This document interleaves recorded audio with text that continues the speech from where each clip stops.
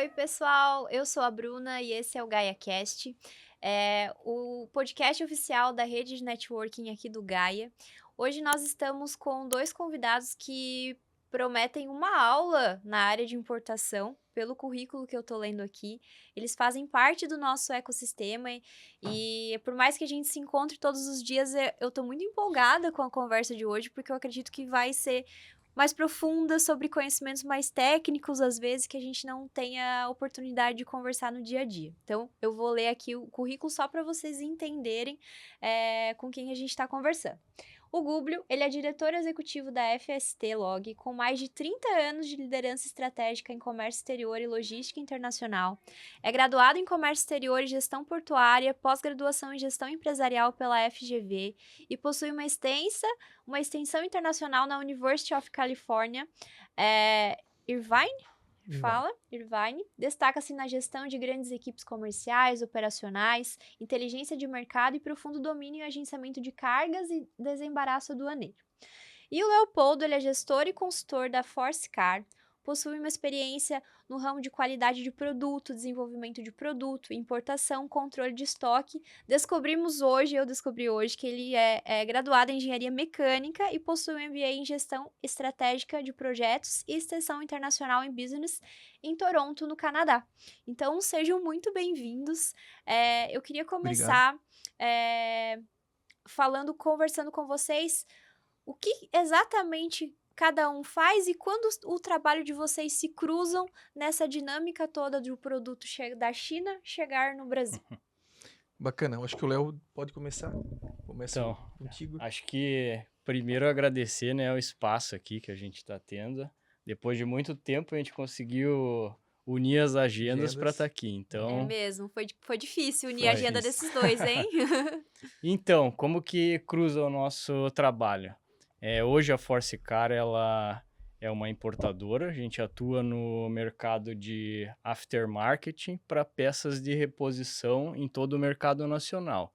Então, a gente acaba trazendo peças importadas dos nossos fornecedores na China, né? E por necessidade, os nossos caminhos se cruzam nesse momento. Então, o nosso fornecedor ele acaba produzindo essas peças e eu aciono, no caso, a FST Log, que é um parceiraço nosso, para trazer essa mercadoria até o Brasil, né, Gubli? Exatamente. Então, a minha parte nesse negócio é entrar, fazer o transporte internacional do ponto A ao ponto B. Se precisa uma coleta lá também, na origem a gente faz, né? E também a parte do desembaraço aduaneiro, que é a liberação das mercadorias aqui no Brasil, né? Qualquer porto ou aeroporto do Brasil. Uhum. Basicamente, é isso como a gente se cruza aí, cliente e Exatamente. fornecedor. Uhum. Exato, entendi.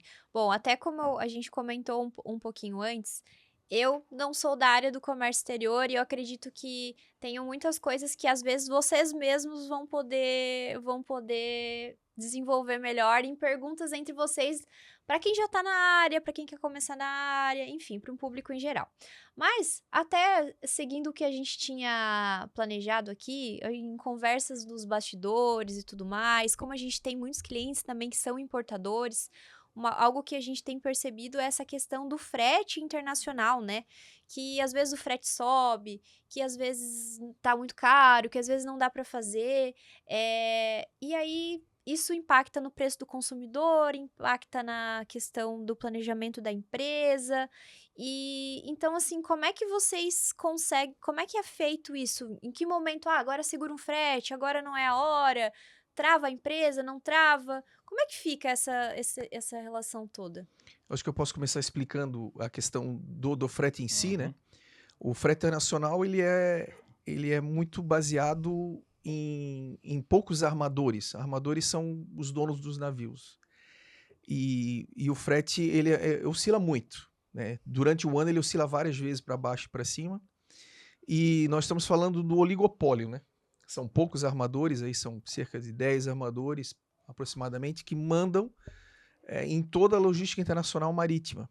E eles fazem o preço que eles querem, na verdade. E aí eles aumentam quando eles precisam, né? Eles conversam entre si, né? Por mais que sejam donos diferentes. boards diferentes, eles se conversam, a gente sabe disso. E acaba criando, às vezes, esses aumentos repentinos. Que é o chamado GRI, né? Os GRIs, né? Que é um aumento geral aí de frete. E também por qualquer oscilação no mercado, seja uma guerra, seja um problema no canal do Panamá, o canal de Suez, agora o Estreito de Hormuz. Então, qualquer coisa assim pode impactar no valor do frete. E como é que fica, Léo, para ti, quando aumenta muito repentinamente, né? Por exemplo, há pouco tempo estava $1.000, chegou até $7.000. Como é que tu consegue fazer essa estratégia para trazer a mercadoria e você repassa isso para o teu fornecedor? Me explica um pouco melhor aí. Então, para nós que estamos na parte do importador e dependemos da mercadoria, é um ponto bem complicado, né? Porque o cenário hoje tem a guerra, tem outros fatores aí que estão implicando nisso.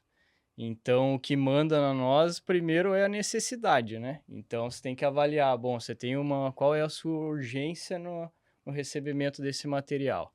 Então, como é que está o estoque da empresa? Então, tudo isso tem que ser analisado previamente. Então, você vai pontuar, bom, o nosso estoque está com uma cobertura interessante de produto. Então, opa, eu consigo dar uma seguradinha na carga lá no nosso exportador. Ou se não, a carga é urgente, bom, vamos ter que trazer. E daí é puro cálculo, né? Então, você tem que ver se você consegue absorver a margem do que está sendo trazido, o preço a mais, ou se você vai repassar ao cliente final. E nessa de passar ao cliente final, você acaba, talvez, bagunçando o mercado, porque seu preço acaba elevando um pouquinho, e o preço do teu concorrente, se ele tem estoque, ele acaba ganhando prateleira, né? Como a gente diz. Então, são puras decisões estratégicas que a gente tem que ponderar. Mas vamos falar assim de um procedimento normal, uma importação normal. Uhum. O teu lead time é de quanto tempo, mais ou menos? Assim, da produção até a chegada aqui? Bom, depende de cada fornecedor, né? A gente tem, se eu não me engano, mais de 10 fornecedores ativos. Então, cada fornecedor tem uma especialidade numa linha de produto. Então, cada um fabrica num tempo, né? A maioria, em média, acho que dura em torno de 2 meses de produção para nos sinalizar. Então, daí a gente acaba seguindo alguns processos de qualidade para liberar essa carga. Então, tendo essa liberação da carga, o que a gente faz? A gente recebe algumas documentações, né, que são chamadas invoice, packlist, tudo isso a gente usa para iniciar o processo de cotação de frete internacional. Aí que entra o trabalho do Google. E aí começa a cotação. Meu trabalho nasce na cotação, quando a tua Exato. carga já está praticamente pronta. E aí vem para nós para a gente cotar o frete. Aceitando, a gente começa o processo de importação. Aí contato o meu agente na China com o exportador dele também na China, né? A gente está falando aqui de importações da China, basicamente, né? Nessa tarde. Agora, até pensando, né, veio me surgindo algumas coisas na cabeça aqui, né? Se eu fosse importadora, me parece que você, né, por exemplo, teu trabalho, Google, então, é meio que faz parte da estratégia da minha empresa, né? Porque vai impactar diretamente no que eu vou ter de lucro no final, né? Como que a Force Car faz, por exemplo, você comentou muito, o controle de estoque. Como já é uma empresa que tem um tempo, é possível prever com antecedência, eu acho que agora é a hora é hora de ter mais estoque, porque o mercado, você já conhece o mercado, já sabe que isso pode acontecer, porque eu imagino que assim, para o importador que está começando, ele tá no escuro, né? Ele não Sim, tem tá essa no escuro noção. e ainda precisa antecipar dinheiro, né? Porque a maioria dos fornecedores lá na China, eles exigem pagamento antecipado. Então, você tem que pagar para ele poder embarcar. Sim. E a Force Car, já como está há 23 anos no mercado, a gente tem uma negociação muito boa com esses fornecedores que a gente acaba embarcando os produtos, recebendo aqui no Brasil e ainda tem mais um tempo para poder pagar para esse fornecedor. Então, a gente consegue fazer essa análise de estoque e são várias etapas. A gente precisa ver, bom, esse produto é um produto que vende muito no mercado, então eu preciso ter um estoque, um colchão de estoque considerável. Então, esse produto não pode faltar, então a gente precisa trazer esse produto. Agora, se a gente for analisar produtos que não vendem tanto assim, então, bom, acho que não vale a pena pagar um frete tão caro para Aham. trazer esse produto. Então, bom, vamos assumir a falta desse produto. Então, são esses fatores aí que a gente precisa analisar. E Sim. daí entra com a negociação junto com os agentes, que no caso é a FST. Gubli, até para FST, por exemplo, você também tem que ter um cuidado, por exemplo, às vezes de comunicar isso para que o cliente não se assuste e não trave as operações dele, né? Como é que você lida Sim, com isso? a gente tenta sempre ser o mais transparente possível e se antecipar o máximo possível. Então, por exemplo, nós fazemos um comunicado pelo menos semanal aos nossos clientes, Uhum. avisando os possíveis gargalos que estão tendo no mercado e sinalizando, ó, vai aumentar, a tendência da segunda quinzena é aumentar. Normalmente os fretes, eles são quinzenais. Uhum. E aí a gente vai, claro que tem atualização diária, mas normalmente a gente consegue prever um pouquinho até uns 15 dias. Então a gente vai avisando, olha, Léo, vai aumentar o frete, queres adiantar, antecipar?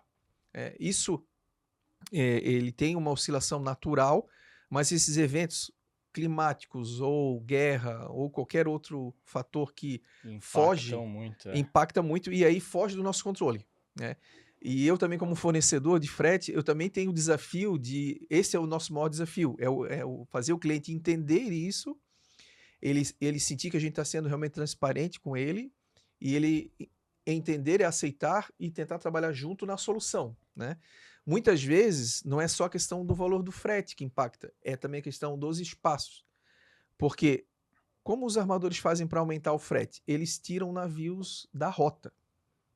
Aí vai a lei da oferta e da procura, vem à tona, né? Então tem muita procura e pouco equipamento ou pouco espaço, o frete acaba elevando. aumentando. Então, o nosso maior desafio também, como prestador de serviço logístico, é correr atrás de outras opções, que às vezes não tem mais espaço no mercado. Eu vendi para ele com o armador X e não tem mais espaço com esse armador X. Eu corro para o Y e, tenho agora essa opção aqui.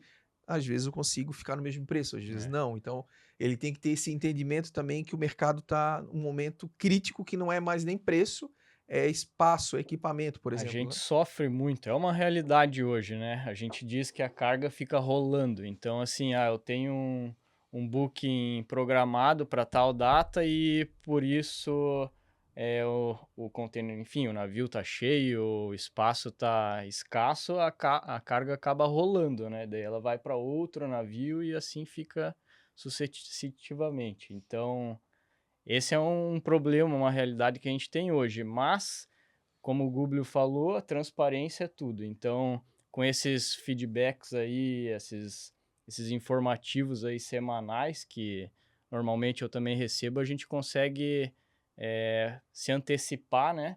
E fazer toda essa análise aí que a gente precisa. Normalmente também o segundo semestre ele tem mais cargas do que o primeiro semestre. Questão Caso do do Natal?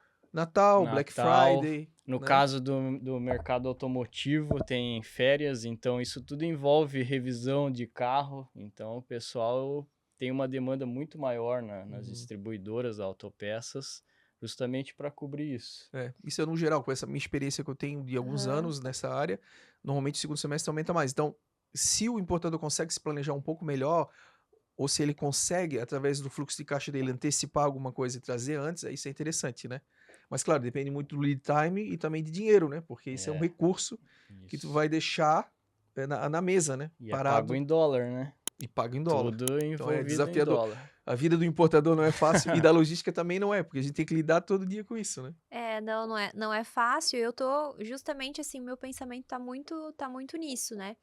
A gente vai disponibilizar o episódio depois para muitos clientes, a nossa rede de contatos, que são muitos importadores, muitas vezes pequenos, muitas vezes estão começando, e a gente tem a boa vontade de fazer tudo, né, da melhor maneira possível, mas sim, existem esses fatores que às vezes fogem do controle, né?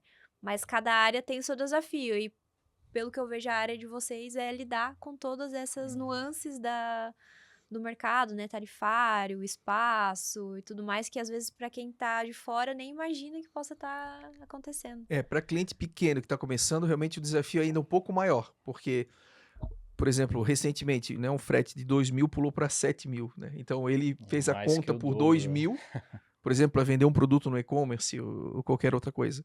Então impacta muito no preço. Então, numa situação dessa, ele pode falar: não, eu não vou começar agora, eu vou esperar um pouco.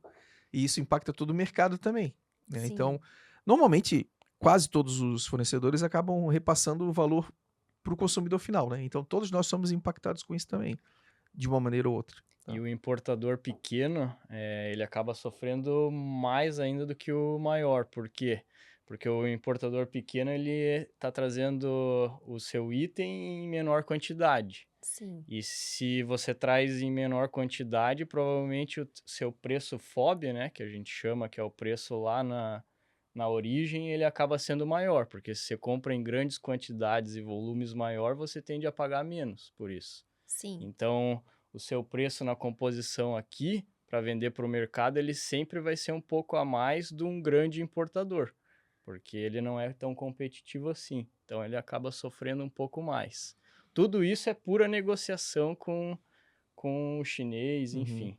E você que faz essa negociação direto com os chineses? Sim, sou eu que faço. E você faz isso por e-mail, faz isso também presencial? Olha, o chinês, ele adora proximidade. Então, o relacionamento com o chinês é como se fosse um casamento, tá? Então, ele gosta que você converse com ele sobre assuntos, pergunte da família, pergunte tudo o que você quiser. O chinês é carente. Ele é carente, exatamente. E ele gosta que você fale da sua vida, talvez pessoal, para ele um pouquinho. Eles se sentem próximos. E nessa relação aí profissional, você vai ganhando corpo, vai ganhando maturidade com ele e ele vai ganhando confiança em você. Então você acaba aumentando o seu volume de compra, aumentando o montante que você está comprando dele, e ele vai acabar te dando um prazo maior de pagamento, ele vai te dando um preço melhor para você negociar perante o mercado. Tudo isso, o chinês não perde negócio em lugar nenhum. Ele sempre vai querer te agradar, ele sempre vai querer te dar o que você precisa. Só que ele precisa estabelecer essa relação de Exato, confiança. é isso que eles gostam. Mas você foi já presencialmente lá, né? Sim, Mudou a tua relação com o fornecedor quando Muda, foi eles presencialmente? adoram, porque daí você acaba entrando no universo deles, né? Entendendo como funciona a fabricação do seu produto, como que eles destinam, se eles fazem teste em 100% dos produtos depois da linha de montagem.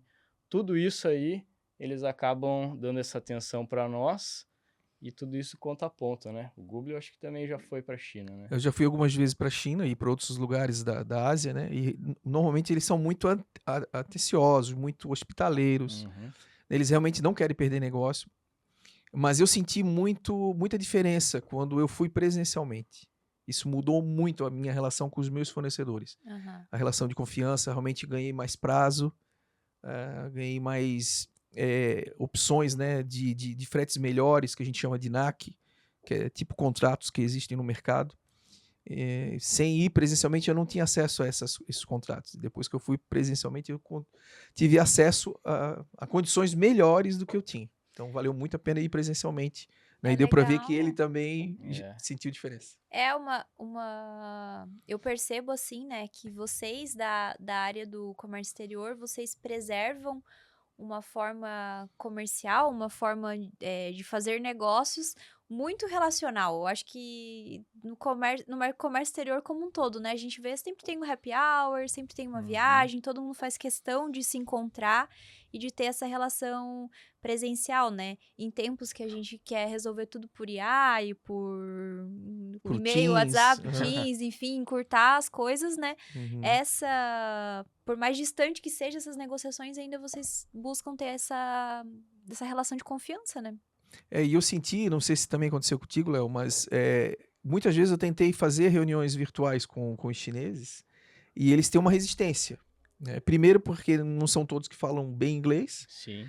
e também eles têm um pouco de vergonha, não sei, eles Eles não não são gostam. adeptos a fazer reunião virtual. Eles evitam o máximo que Evitam o eles máximo conseguem. possível. Eu tentei marcar várias vezes com um dos principais fornecedores virtual e foi muito difícil. Consegui, mas foi muito difícil. Mas abriu muito quando eu fui presencialmente. A gente faz, porque precisa, né, do meu trabalho para a gente acompanhar como está o andamento das atividades, possíveis lançamentos, enfim, passar a parte de qualidade do produto, tudo isso aí tem que ter um acompanhamento. A gente procura não ter uma rotina tão fiel assim, uma frequência grande por conta disso, né, da videochamada, enfim.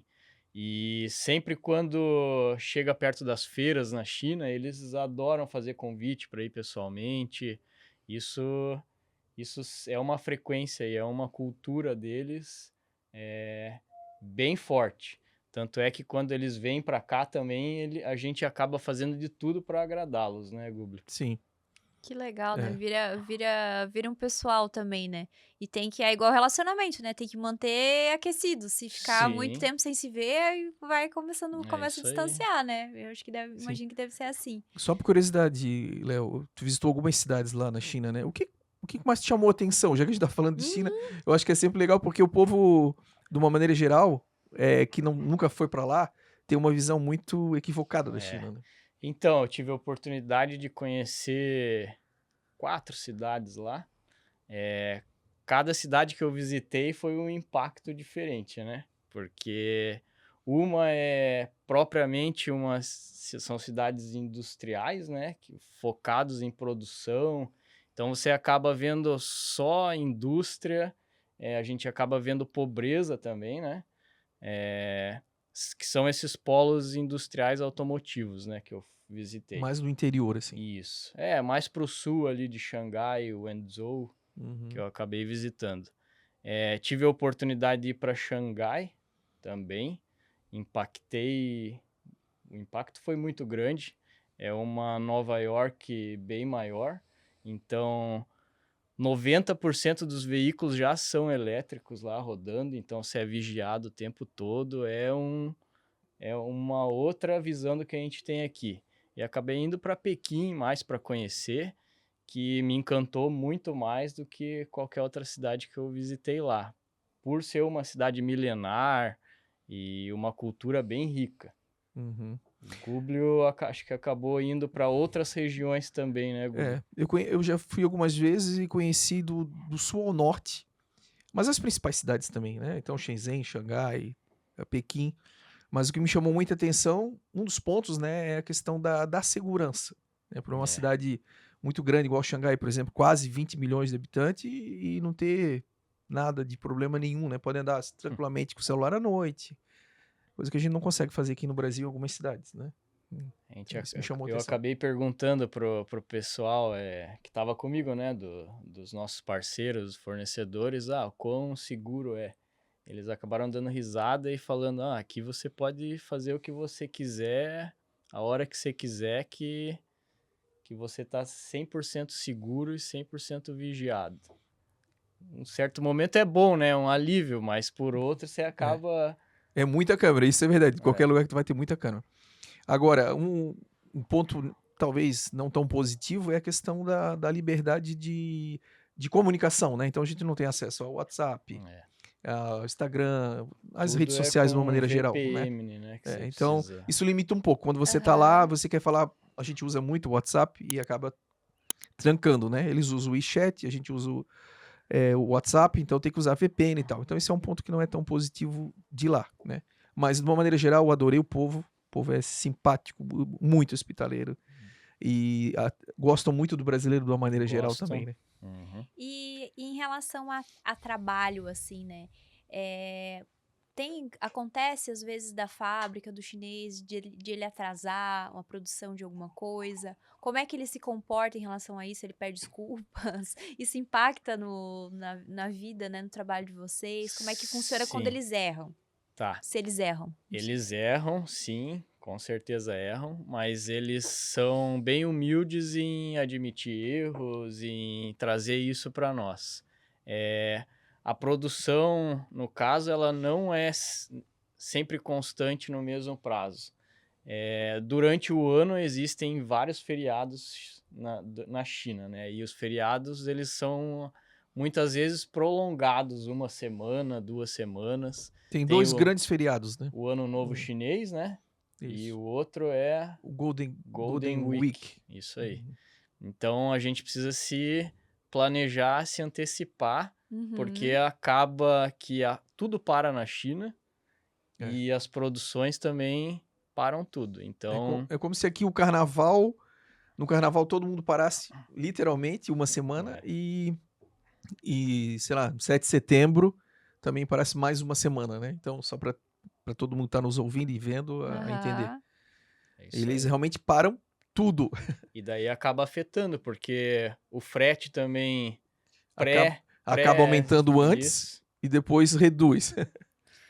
Tem que conhecer da realidade chinesa, né? Que eu tô até vendo aqui, né? Bom, enfim, os prazos, né? Podem mudar e tudo isso impacta no... Vocês já tiveram, às vezes, algum caso de que realmente, assim, poxa, o chinês cometeu um erro, algum case, assim, que vocês se lembrem que foi muito emblemático, que foi uma situação muito difícil?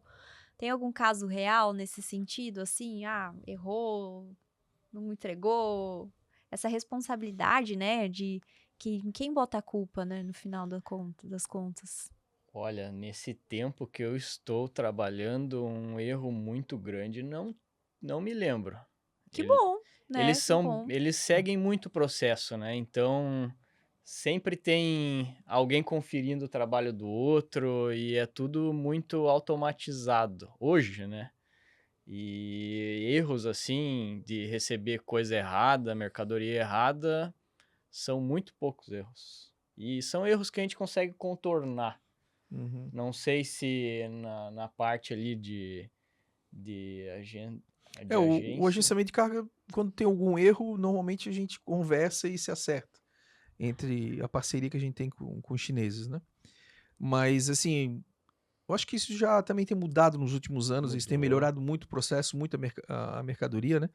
Mas como eu tenho alguns anos de experiência, já aconteceu de vir a amostra, por exemplo, que tu não pediu, e aí isso dá um problema, falando um pouco também do desembaraço aduaneiro, né? Que é a parte Importante final isso aí, aqui, né? aham. Acho que é legal comentar também, porque não pode estar nada fora. Então, tudo que está no documento tem que estar igual no container. E às vezes eles mandam algumas coisas a mais ou a Tudo é menos. vistoriado, né? E isso pode dar problema. Esse ponto Isso. eu já ouvi algumas histórias, eu não sei se essa história é real, mas eu já ouvi que uma vez um chinês mandou uns primos dentro do container, junto com Aí, com a mercadoria. Não Eu sei acho se que isso é lenda urbana. isso é Lenda difícil urbana porque acontecer. eles iriam morrer no container. Mas, Ai, é. Até porque o trânsito marítimo da China para o Brasil, acho que dá em torno de 40 dias, né? Uma 45, média. 50, Poxa, dependendo. 40 dias num container. No container, sem comida e naquela Um trancada, calor, depende do frio, calor, enfim. eu acho que é pouco provável. Ô, Léo, em relação à importação, assim, né? Hoje existe alguma coisa que não é viável importar, por exemplo, alguma coisa que a Force Card esteja de olho em importar, mas que às vezes logisticamente não é possível, ou que na relação ali com o fabricante também não é viável, ou tudo que quiser fazer, dá para fazer. Da nossa parte, do nosso ramo, né? Uhum. Tudo é viável, até porque são peças de carro, então tudo cabe, são peças pequenas, tudo cabe dentro de caixas e tudo cabe dentro do container. Agora eu acredito que o Google tenha bastante histórias para contar de cargas grandes, porque existem container abertos, né? Sim.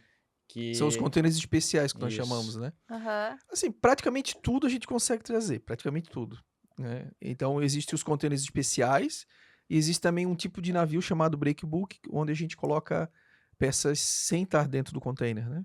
Abertos Aberto. dentro do porão ou no deck. Então a gente pode trazer Às vezes são fábricas peças de inteiras. máquinas, É. né, que não Hum. cabem dentro de um container, ele tem que vir com Daí tem os containers especiais também. Por conversível. exemplo, lá tem um container que é aberto em cima para uma máquina mais alta. Tem uns que não tem a lateral para a gente colocar aí com excesso de largura. Uhum. Né? Mas eu já fiz muito navio breakbulk, porque eu vim do agenciamento marítimo também, né, do shipping. E eu já trouxe várias coisas, várias peças grandes ou fábricas inteiras dentro do navio. Nossa. Né? Então a gente tem também procedimentos especiais na Receita Federal para liberar a mercadoria. Mas basicamente tudo. Para você ter uma ideia, eu já trouxe um transformador de 40 toneladas num avião. Meu Deus, isso foi a coisa mais, com Foi- certeza, Foi mais o mais diferente. pesado que eu trouxe num avião. Mas quando você viu assim, nossa, tipo, você tinha certeza que daria pra trazer ou você ficou meio Não, assim, certeza. vai? Certeza, porque daí a gente já sabe a capacidade do navio. Até é um avião bem curioso que na guerra agora da Rússia foi destruído, né? Que chamava Antonov. O Antonov foi avião destruído. cargueiro, Tem né? outros Antonovs rodando, né? Aham. Mas o maior deles foi destruído, inclusive, agora na guerra da Rússia-Ucrânia. Ele tava na Ucrânia e foi abatido no chão, né? E imagina se esse avião tá trazendo uma carga, uma máquina dessa, alguma coisa assim. O que acontece? Quem paga essa conta? Tudo tem seguro. Tem que ter seguro, né? Seguro internacional é muito importante e é até legal aqui um aviso para os importadores que não usam o seguro, né? Isso é um risco muito grande. Tem importadores que optam por não usar Sim. para economizar? Uhum, Não sim. vale a pena, porque é muito pouco pequeno que se perto da paga mercadoria, né, Léo? Eu acho que não vale a pena. Não vale a pena. Mas tem gente que arrisca. A gente já teve problemas com relação a isso. Containers que caíram no mar, daí acaba molhando mercadoria, ou na própria movimentação do porto acontece alguma coisa que acaba danificando a carga, então é interessante ter um seguro, sim. Pouca pra gente sabe se também resguardar. sobre uma questão que se chama avaria grossa. O armador, por exemplo, está vindo, vamos supor, de China, Brasil, e o navio afundou. O navio está afundando. A gente a gente tem um documento chamado BL, né, que é o documento que comprova que a carga está vindo do ponto A ao B e que o Léo é o dono da mercadoria e eu sou o transportador.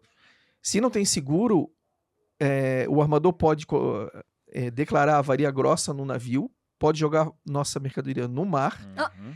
Se pegar fogo, por exemplo, ou jogar no mar, a gente ainda tem que rachar o custo Que absurdo. de todo o prejuízo com o armador. Então, muitas vezes a gente não pensa nisso.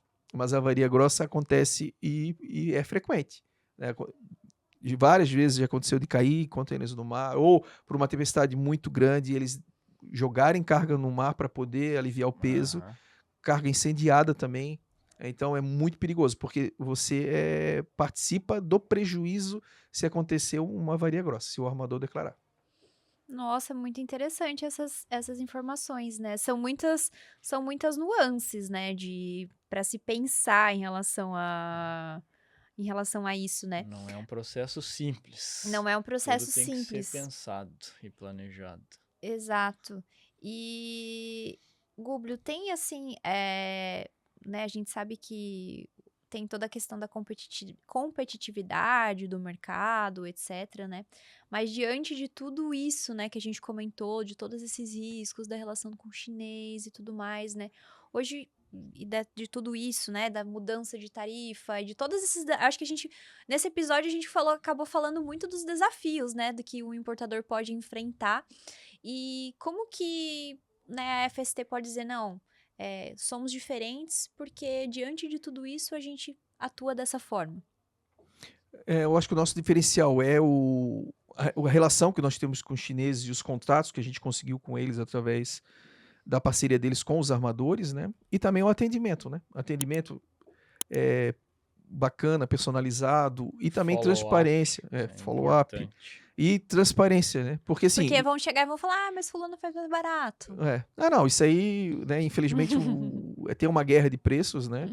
Mas a gente consegue equalizar praticamente o mercado com boas parcerias, né?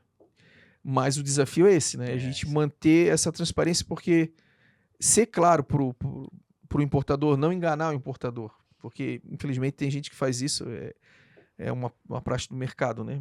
Mas eu acho que é essencial essa transparência que a gente tem. Ó, Léo, aconteceu tal problema e eu tenho essa opção e essa opção. E aí compartilhar a decisão com o Léo, né? Como importador, ó, eu preciso da tua ajuda aqui também. Temos essa situação e tem essas duas opções aqui. Qual que tu vai escolher? Léo, é legal até você falar, né, como que você se sente em relação a isso, que você como importador, o que é importante para você nessa relação com a agência de carga, né, o que é relevante para você, como você gostaria que fosse, né, essa relação, se é que essa questão do preço, até onde ela impacta, ou é melhor ter uma empresa de mais confiança, com mais Uhum. transparência e pagar às vezes um pouco mais caro por isso? A Force Car, ela tem alguns parceiros de agente de cargas, mas não são muitos. Então, a Uhum, gente acaba escolhendo a dedo, né, quem está do nosso lado, por justamente a parceria e a questão de follow-ups. Então, quando a gente acaba optando por escolher um frete com o agente X, a gente opta não só pelo preço, mas também pelo serviço que é prestado. Então, a conversa ela tem que ser diária, semanal, tem que ser frequente e o follow-up tem que ser bem transparente. Então, quem busca esse contato? É o importador ou parte de quem esse como ano? funciona? Então, assim, a gente acaba disponibilizando a mercadoria, é feita a cotação com os agentes, quem ganhar, a gente inicia a conversa, Uhum. no caso é um despachante. A Force Car ela importa direto, ela não Aham. tem intermédios de trading. Certo. Então, a gente acaba importando diretamente, a gente coloca o nosso despachante em conversa com a Force Car e os agentes, então a partir daí essa conversa acaba E o teu fluindo. fornecedor comeu a gente lá na China. Isso, Então tem esse isso, contato lá fora. Hum, Essa comunicação é importante também lá fora, porque às isso. vezes dá uma truncada, China se né? conversam e daí a partir do momento que disponibiliza a mercadoria no porto ou carrega ali no navio, aí começa o follow-up dos agentes com o despachante e a Force Car. Então, é tudo rastreado até que chegue aqui. Então a carga acabou chegando aqui no Brasil, aqui no Porto de Navegantes, enfim, é feito o registro da mercadoria. Então aí que entra o pagamento de impostos, aí tudo tem que ser bem informado, que é um documento chamado do INPE, né? Isso. Que é o desembaraço aduaneiro que a gente comentou no início, né? uhum. Então a liberação realmente efetiva da carga no Brasil, a nacionalização da carga no Brasil, porque enquanto ela está no mar, enquanto ela está no porto, ela está não nacionalizada. A partir do momento que a gente faz a do INPE, é que nacionaliza, fala para o governo, olha, eu estou apresentando essa mercadoria para ti, estou te pagando os impostos, e aí a Receita Federal desembaraça a mercadoria para que ele possa transportar ela, tirar ela do Isso. porto, levar para a fábrica e vender, senão ele não consegue. Então ele tem que nacionalizar a mercadoria para poder vender. Então, Entendo. assim, o importador ele acaba tendo compromisso com o fornecedor, de pagar o fornecedor, ele tem o compromisso de pagar o agente de carga, que é o que traz a nossa mercadoria até o destino, temos que pagar o governo, para daí a gente fazer a formação do preço para disponibilizar para venda. Então, são várias frentes que a gente tem que atuar e tem que ser bem estratégico para não pisar fora da linha. Então tem muitas variáveis. O frete É, é uma variável, o dólar é outra variável, né? E pensando no importador, porque eu já fui importador também. O frete, tudo isso impacta no preço final que vai ser destinado para venda, né? exatamente. Em resumo, me parece que a relação do importador com a agente de carga tem que ser muito próxima, muito de parceria, muito de confiança, Sim. de Transparência. comunicação, porque é trabalho É lado isso a aí. lado, né? Transparência. Gente, a gente tá chegando ao fim já do episódio. Foi uma conversa rápida hoje. Contando um pouquinho dos bastidores, foi muito difícil acertar essa agenda, né? Tínhamos até mais um convidado, mas ele vai ficar para o próximo episódio. Mas foi um bate-papo muito rico. Eu queria deixar esse espaço para vocês também falarem um pouco como que o Google é encontrado, rede social, contato, como que a FST pode ajudar. Da mesma forma, a ForceCar, a que medida, até onde, né, o Léo está à disposição para trocar uma ideia, para conversar. E a gente vai deixar as redes sociais na descrição do grupo. Na descrição do grupo, não, na descrição do episódio, para que o pessoal possa entrar em contato com vocês e trocar mais ideias e se aprofundar.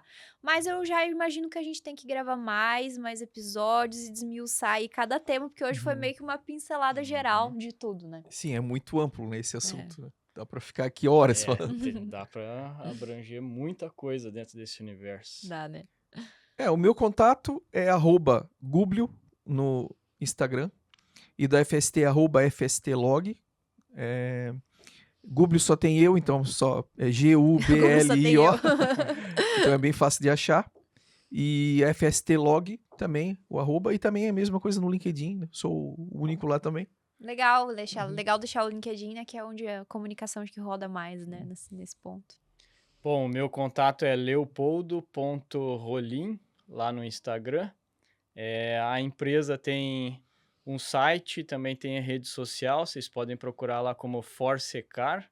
E também temos as nossas marcas, que é o que aparece no nosso mercado nacional, que é a Bowen e a DPL. Então, ambas as marcas elas estão posicionadas no mercado de arrefecimento motor, injeção e ignição eletrônica para veículos leves e pesados. Legal, muito obrigada, gente. Obrigado. Obrigada a todos vocês que assistiram esse episódio. Vou falar para vocês, compartilhem com quem atua nessa área ou com quem tem interesse de atuar nessa área. Acho que tem muita informação aqui que são dicas valiosas de quem já está há muito tempo no mercado. Dá para encurtar alguns caminhos, dá para prever algumas coisas e, né, eles estão aqui também à disposição. Então é isso. Compartilhem, curtam esse episódio e se você não está inscrito ainda no canal do GaiaCast, por favor, se inscreva e acompanhe os nossos próximos episódios. Até a próxima!